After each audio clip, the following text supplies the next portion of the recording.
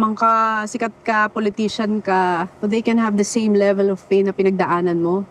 Magkaiba lang ng gravity, pero pain pa rin. Tapos ma-realize mo, dun tayo na i-equalize as humans.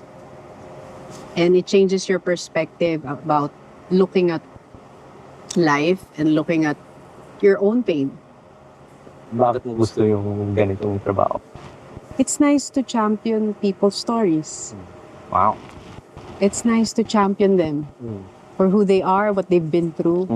Tapos, marirealize mo there are people whose lives, whose stories deserve to be heard and who deserve also to be on the center stage. Hindi lang ikaw lagi ang nasa center stage. Kaya nilagay ka kung saan man dahil yun nga, yung purpose.